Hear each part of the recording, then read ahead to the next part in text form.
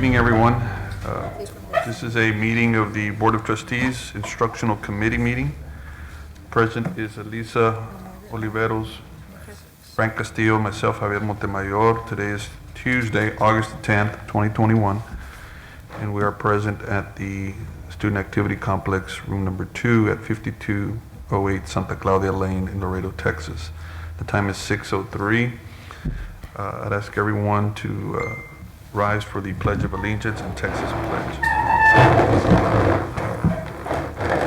Pledge allegiance to the flag of the United States of America and to the republic for which it stands, one nation, under God, indivisible, with liberty and justice for all. Honor thy Texas flag. I pledge allegiance to thee. Texas is one state under God, one and indivisible.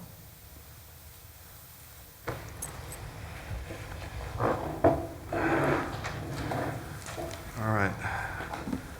So we sent Agenda item number 2, public comments. Ms. Rendon, do we have any public We comments? have no public comments at this No time. public comments. All right. Number 3, A, items to be reviewed by the Instructional Committee for information only. Number 1, Laredo College Summer Academy Overview. Mr. Rosales. Good evening, Mr. Montemayor, Mr. Castillo, Ms. Oliveros, Mr. Gonzalez, and members of the audience. I'm Mario Rosales, Director of Advanced Academics, and I just need to give you an overview of what's been happening at Laredo College. This is the 4th year we offer this program. We have Summer Session 1 and Summer Session 2. Summer Session 1, it runs from June 1st through July 2nd. We had approximately 599 students with a 96.2 passing rate. The courses are for college credit, and some of them are for dual credit. We offered psychology, computer science, biology, economics, government, history, speech, art, music, drama, and kinesiology. That was the first summer session. Similar courses were offered for the second summer session, but the courses, the grades are still not in because the session ended on August the 6th. So we also offered the same courses that I mentioned, and we had approximately 457 students. We had an increase of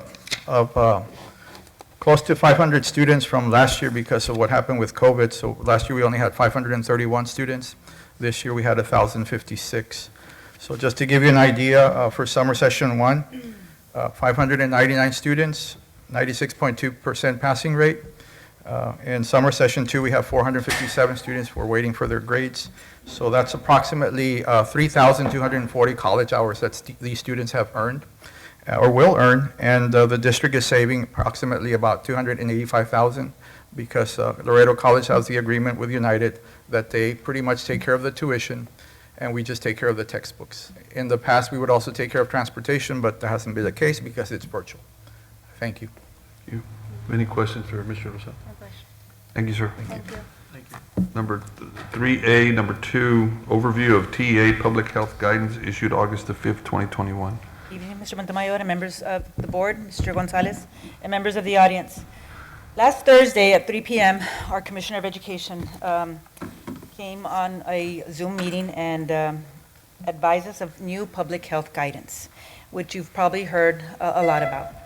And so it left a lot of questions for us, but our protocols, our procedures had not really, we're still moving forward with the recommendations that we had addressed with you all. So the only thing that they're basically saying, required actions if individuals with test-confirmed cases have been in a school, all we have to do is notify our local health department in accordance with applicable federal, state, and local laws and regulations, and really that's it. And then the second item is that we must report, every week we report, submitted each Monday, to the Texas Department of State Health Services via online form for any student who is a COVID-positive individual. So I just want to share with you the information that we will continue to quarantine the individuals that test positive in our school district, who are exposed to a positive COVID-19 also, and we are recommending the 10-day minimum as per CDC without any symptoms. Should they show symptoms, then we go on to a possible 14-day quarantine period. as well. So I wanted to assure you of that. And then, of course, they did cite the masks. As per the GA Order Number 38, school systems cannot require students or staff to wear a mask, but that if anybody chooses to do so, that we must allow them to do so. And so that was really the only type of guidance that they gave us.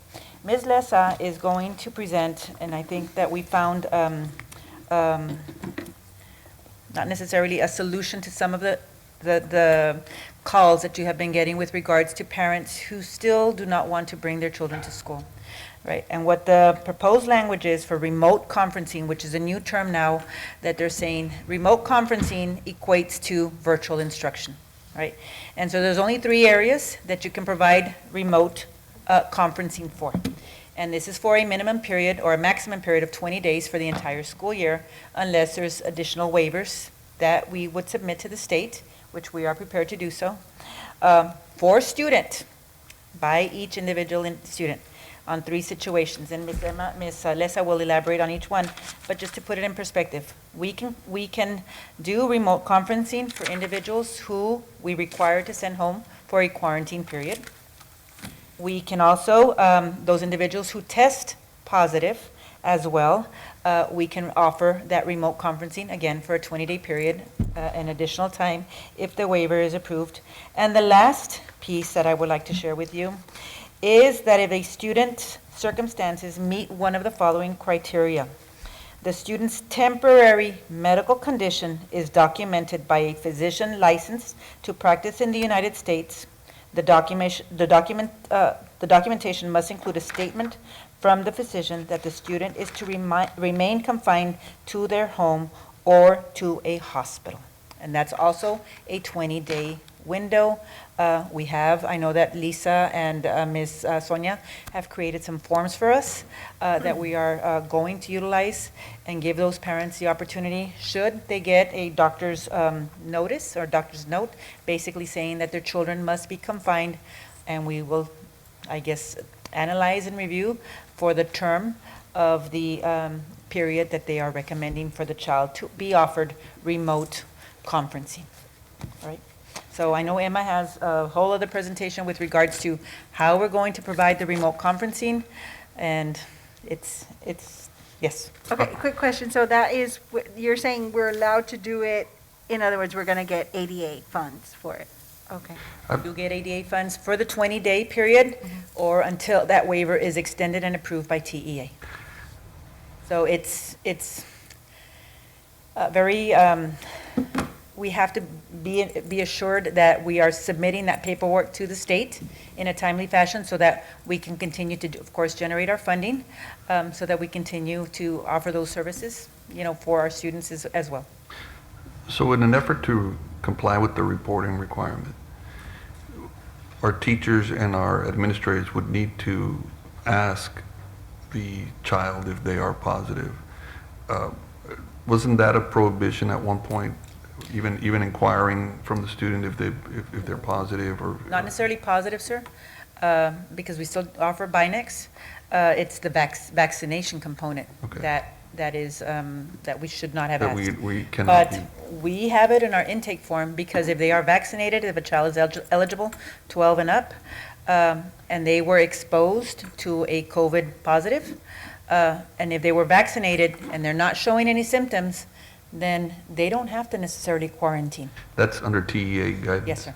And CDC. And CDC as well? Yes, sir. So then. Actually, CDC. So then you can ask to see if they're going to move to the next step, if they're going to be quarantined or not. And that's the same thing for employees, sir. So we're doing the same thing for employees. If they're not showing symptoms, and if they've been vaccinated, but they were exposed to a positive, they don't have to go home, quarantine. If they are showing symptoms, then we start that process again. With a statement from a physician? Because sometimes people go test at, curative, and you never see a doctor. You just get a positive result. And then once you have a positive result, if someone doesn't have a medical home, then no doctor is going to take them. And no doctor is going to allow anyone in their office with COVID in the first place. And then if they're not their patient, they're not going to be willing to give them a statement because they weren't tested in their office. They have no knowledge. So I see a little bit of, I But foresee. what we're looking at is, if you are positive, if I hope I'm not misreading, because I've read, it's regardless, vaccinated or not vaccinated, you're out for 14 days. With or without a physician statement? Correct. Okay, because I thought I heard you say with a physician statement. No, that's for the parents who want to do remote conferencing. The physician statement is for parents who want to do remote conferencing, that they have to show that there is a temporary disability for their child. Okay, so positive or not? No, ma'am, that has to Has do, nothing if they're, to as- do if with they're that. asthmatic, Ah, and the okay, doctor I says, get I it. need to stay, I need this child to stay home because their So health. they're at risk? Yes, ma'am, Okay, perfect. That's the temporary medical condition. correct. Then the other one is the COVID testing positive. positive for a communicable disease. Correct. Of which COVID-19 is one of those diseases listed under the Texas Administrative Code. That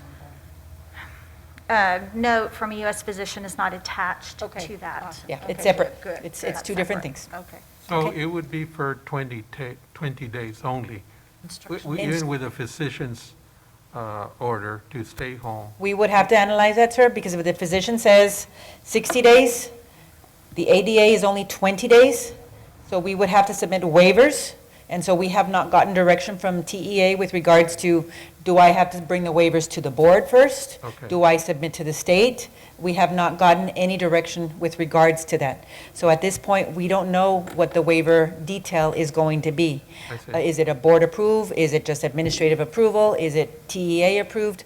So that's the guidance that we're waiting for from TEA. We should receive something. The commissioner will address our administrative, all of the superintendents this week again, this Thursday, and we're hoping that that is a little clearer.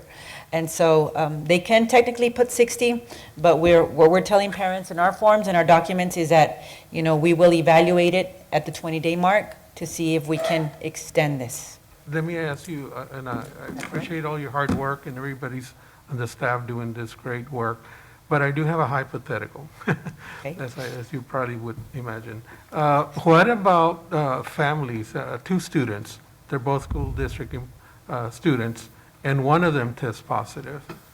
Okay? What would happen to the other student? If the student is, are they high school students?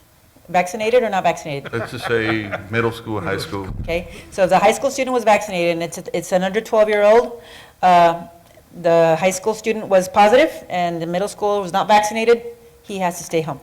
All right? If it was the other way around, then this high school student was vaccinated and the middle school sibling was not and he was positive, then it depends if the high school student is showing symptoms or not. All right? Vaccinated symptoms or not. Correct. And, I mean, if it's that close, we could probably require a COVID negative test before we accept them back into school. Right. Because they're living in the same house. Can you imagine the, Sir, I'm going to need a team of individuals. Right now, we have approved 8. can you imagine the, just, and we can't, so, another, Hypothetical? no, well, let's say that situation occurs, the rest of the students, we cannot advise their family members or parents of the rest of the class, the other 22. We are, sir. We are contact tracing. Okay. And we will be advising the parents of the individuals who had close contact. Not necessarily the entire school, just so that you would be clear on that, but if it was a 5th grade wing, and there was a child in a 5th grade wing, I'm not going to notify the kinder wing, all right? We will notify the individuals who came into close contact with the positive students. How does that reflect with your current contact tracing of other types of illnesses that are spread in an elementary classroom or in a middle school? It's a little different, sir, because we've never notified anybody for flu or strep. And in this case, we do have to notify because they do have to quarantine in that sense. So we've never notified individuals for other communicable diseases in that sense. And the advising of the other parents, isn't that also contrary to the governor's mandate that we do not advise? TEA did not address that, sir. They're not addressing, they didn't stipulate anything on contact tracing. They're just saying that, we report and then you try to mitigate. And you talk to your local health authority.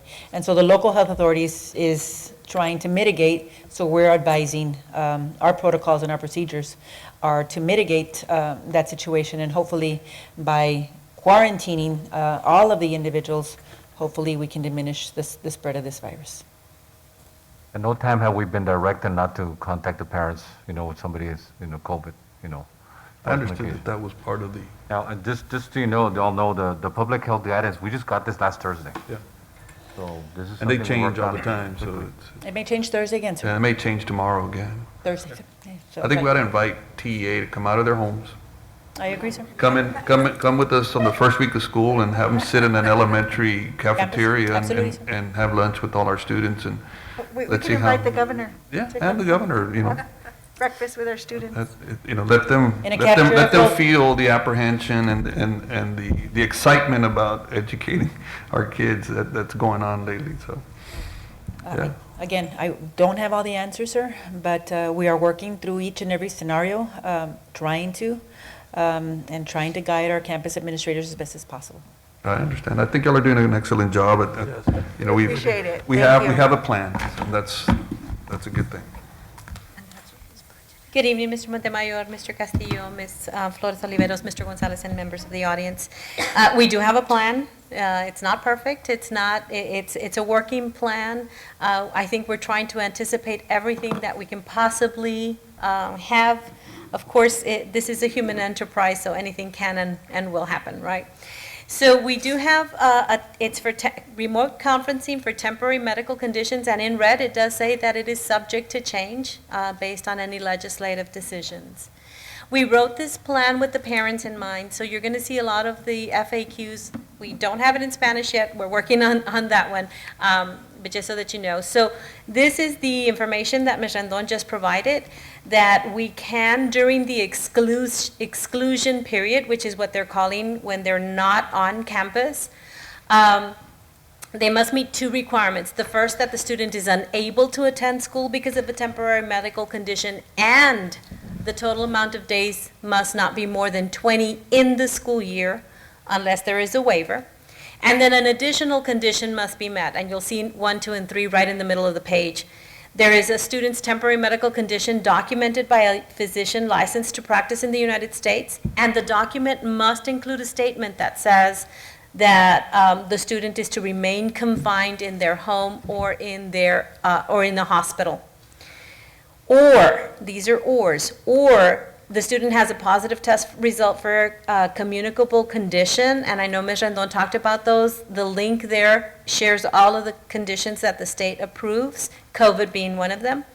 Or, number 3, the student has been identified as having been in close contact with COVID-19.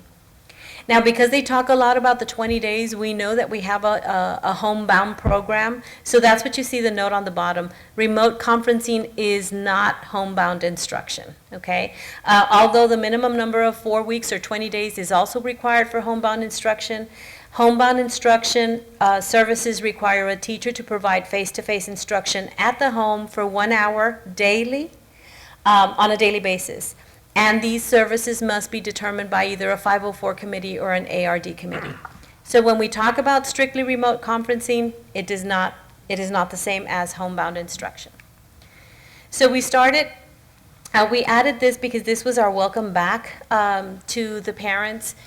We had already said that we were not going to be providing remote instruction because we were not authorized by the state. So I thought it was important for us to include what we've already stated, and then at the bottom, the update to be able to offer remote conferencing was communicated by the TEA on August 5th to provide continuous instructional support for students who must be excluded from face-to-face or on-campus instruction, again, due to temporary medical conditions.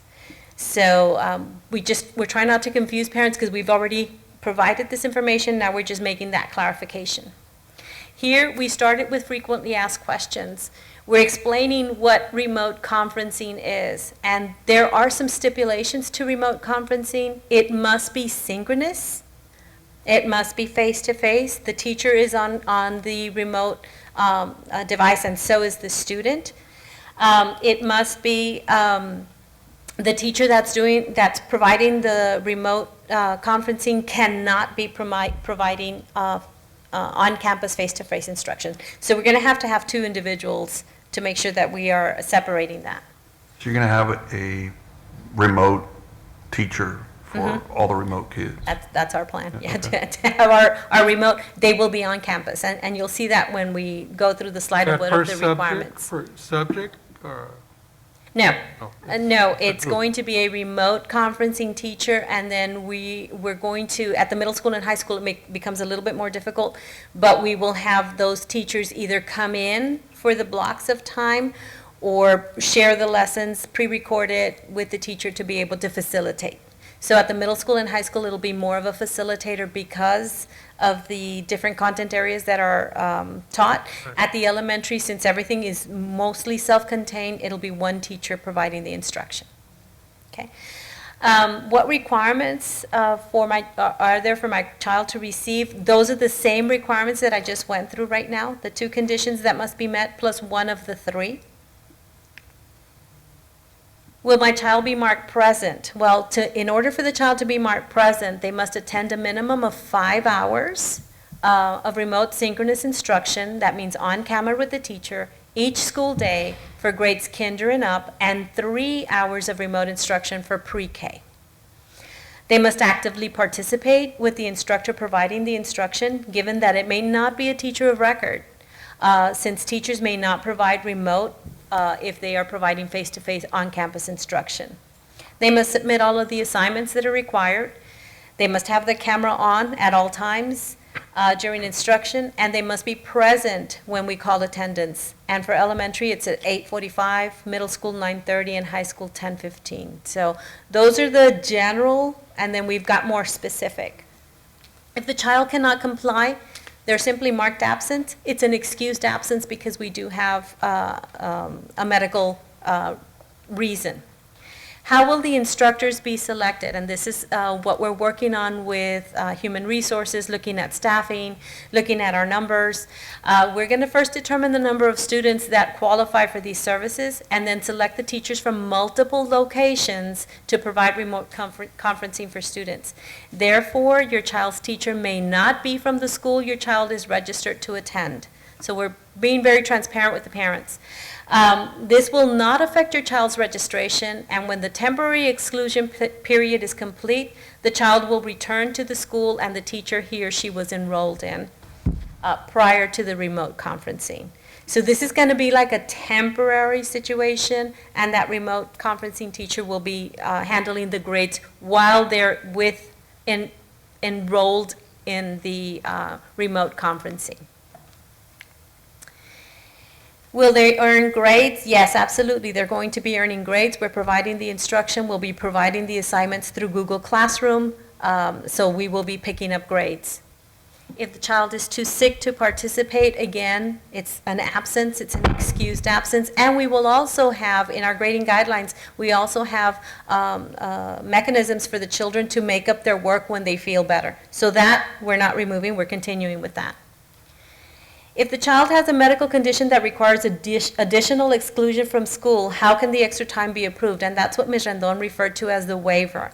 The state has not given us a document for this purpose yet, and that's what you see there bolded in parentheses.